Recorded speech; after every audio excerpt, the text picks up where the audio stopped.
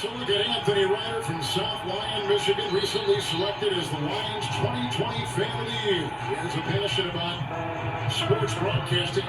With the 112th selection in the 2021 NFL Draft, the Detroit Lions select Amon-Ra St. Brown, wide receiver, USC. One pride, baby! Yeah!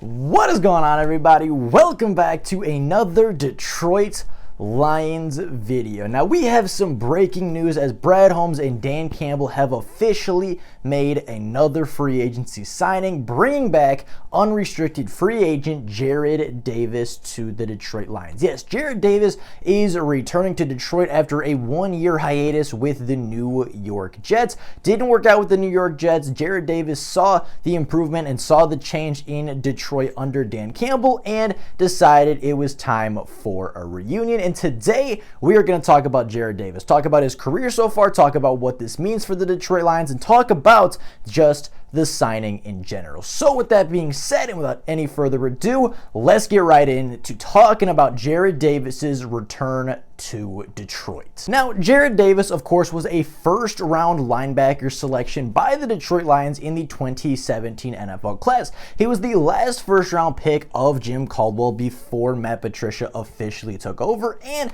in his first two seasons, Jarrad Davis didn't play all that bad. As a rookie, Jarrad Davis played in 14 games for the Detroit Lions, missing 2 games due to a concussion caused in his second career game against the New York Giants on a hit that I still believe affected Jarrad Davis's play for the remainder of that season and for the remainder of his career so far. But nonetheless, Jarrad Davis did not have a bad rookie season, totaling 96 tackles, 4 tackles for loss, 4 quarterback hits, 2 sacks, 3 passes defended, an interception, a forced fumble, and a fumble recovery. In his career with the Detroit Lions over the 4 years before his contract expired, Jarrad Davis totaled over 305 tackles, 19 tackles for loss, 10.5 sacks, 7 forced fumbles, 3 fumble recoveries, 9 passes defended, and an interception. And in his second year, and even in his first 2 years in general, before the Matt Patricia influence really took over, Jarrad Davis, in my opinion, looked like a really promising young linebacker in the NFL, right? Again, his first year, he played 14 games, did have a concussion, which I think really slowed his progress in the NFL. But when he was on the field as a rookie, almost totaled 100 tackles, had some sacks, had some passes defended, had an interception, forced a fumble, recovered a fumble. I mean, he just did a lot of things for the Detroit Lions. He forced multiple turnovers for the Detroit Lions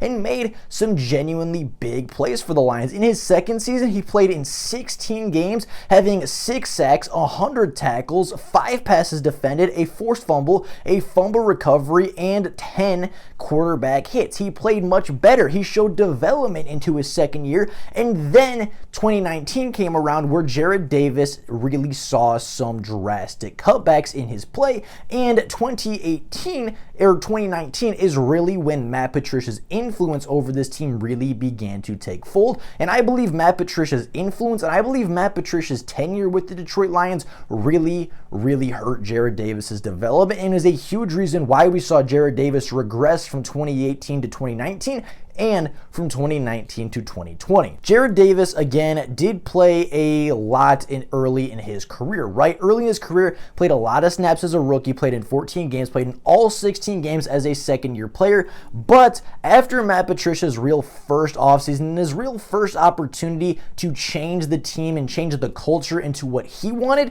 Jarrad Davis saw a huge restriction of playing time as guys like Jamie Collins, Christian Jones, and really the Matt Patricia guys entered into the Detroit Lions organization. And due to no fault of Jarrad Davis alone, Jarrad Davis's playtime got restricted, his snaps got restricted, and Matt Patricia just simply stopped giving him the opportunities to make plays for this Detroit Lions defense. Now, Jarrad Davis was far from perfect as a Detroit Lion. He missed a lot of tackles, he bit on play action quite a bit, he was a super aggressive linebacker. Sometimes that got him a lot of sacks, sometimes that forced some big plays for the Lions defense, but other times it would give give up big plays over the middle, and other times it would hurt the Detroit Lions defense. Jarrad Davis, as a young player, was, kind of either a big play in one direction or a big play in the other direction, right? It was either a big play or a big loss. It was a huge turnover or it was a big play for the opposing offense. Either way, something exciting happened when Jarrad Davis was on the field, but it wasn't always positive for the Detroit Lions. However,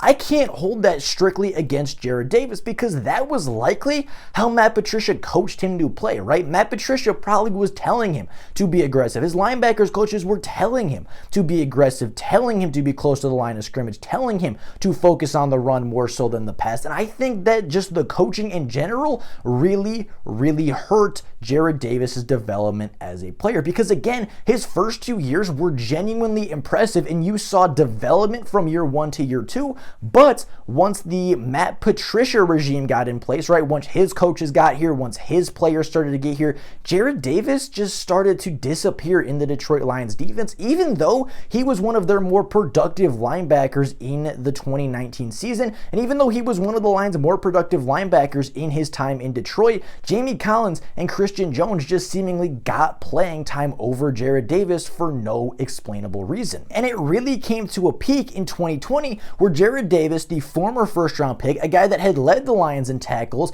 a guy that had led the Lions in forced fumbles, a guy that had 7 forced fumbles, a guy that had 10.5 career sacks, saw just 34% playing time on the Detroit Lions defense and only played 34% of the Detroit Lions snaps in 2020. And despite only playing 34% of the Detroit Lions snaps in 2020, he still had 4 forced fumbles in 4 games started. He had two forced fumbles, a half a sack, and nearly 50 tackles plus a tackle for loss, while only playing just over 250 snaps and only starting 4 games. He was severely limited in playing time, and yet he led the team in forced fumbles in 2020, and he had a tackle for loss and a half a sack to add on to that while starting just 4 career games. It doesn't make sense. It didn't make sense why Matt Patricia took away Jarrad Davis' snaps because play for play, he was the Detroit Lions' most efficient and he was their biggest play linebacker. And yes,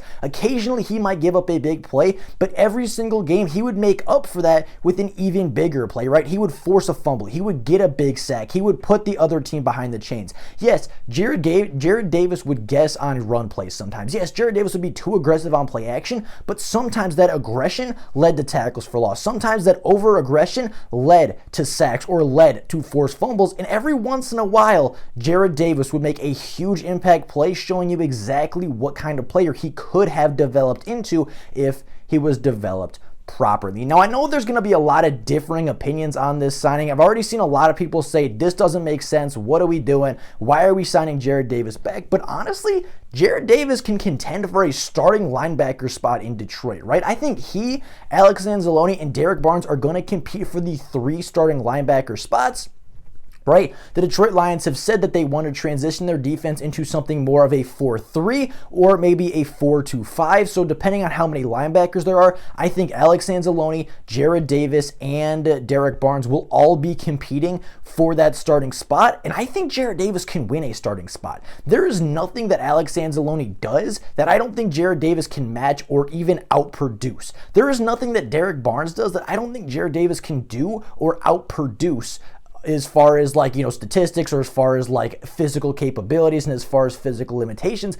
I think Jarrad Davis is probably the most talented linebacker on the Detroit Lions as of right now. And I think with that talent, with a chip on his shoulder returning to Detroit, I think it can lead to some really big things. Not to mention Aaron Glenn and Kelvin Shepard can absolutely develop him now. The Lions have the coaching staff to improve Jarrad Davis instead of tearing him down. They have a coaching staff that will improve his confidence, that will raise his confidence and make him a confident and better football player, opposed to Matt Patricia always telling him he's not good enough, for benching him for small mistakes, for benching him for not being perfect, and playing less talented players over his best linebacker. Jarrad Davis does bring a lot of things to the Detroit Lions, right? He's pretty young still. He is going into his 6th year of NFL play, and he's only 27 years old, so he still has a couple of really good years left in his physical prime. Not to mention, Jarrad Davis in his time in Detroit was said to be a really good leader and a great locker room presence, somebody that really led the team and somebody that just, had the respect of all of his teammates. He has familiarity with his teammates, right? Some of the secondary guys he played with before, but more importantly, he has chemistry with the front seven. The Romeo Okwara, Julian Okwara, and Austin Bryant all played here when Jarrad Davis was a linebacker in 2020, and all of these guys played here with Jarrad Davis. So Jarrad Davis already has a little bit of chemistry with these front seven guys, has already worked with some of these front seven guys before, which I think will help him in the long run. I think will help him in training camp kind of slide in a little bit easier into this fit. I know that the defensive scheme and the defensive philosophy isn't necessarily the same, but as far as like being familiar with your edge rushers, being familiar with what they do well, knowing if they can set the edge, knowing how they set the edge and force runs back inside, I think that can really help Jarrad Davis having that chemistry with the Okwara brothers and Austin Bryant in helping him excel a little bit faster when integrating into this defense.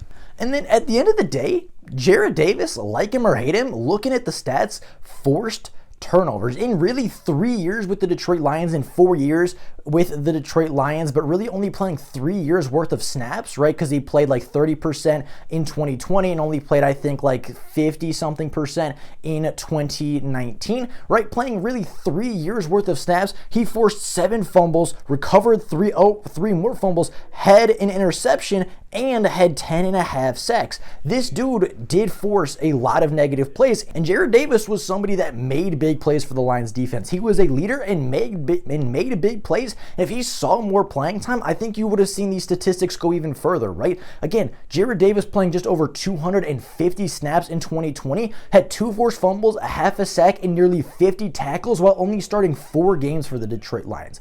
Jarrad Davis is not a bad football player. He was put in really poor positions, and he was just not developed or coached properly under Matt Patricia at all, and his career extremely suffered because of it. Now, Jarrad Davis, I think, this is all speculation at this point in the video, but I would guess Jarrad Davis saw the changes happening in Detroit. I would think Jarrad Davis saw the culture change. He's heard all about these culture changes in press conferences. He probably enjoyed playing in the Detroit Lions, right? He probably played for the city of Detroit, probably enjoyed playing here like a lot of other players seem to like to do, right? Guys like Quandre Diggs and Darius Slay and a lot of our old players said that they loved the city of Detroit. They loved playing here. It was just the coaches that drove them away. Now that those coaches are no longer there, Jarrad Davis is coming back to a city that he knows, a city that he loves to play for, and he now has a chip on his shoulder and has an opportunity to once again compete for a starting role. I really like this signing. At the very least, this brings a special teams ace and a leader and good presence into the locker room with somebody that is going to work hard, fight for his spot, and really instill that kind of culture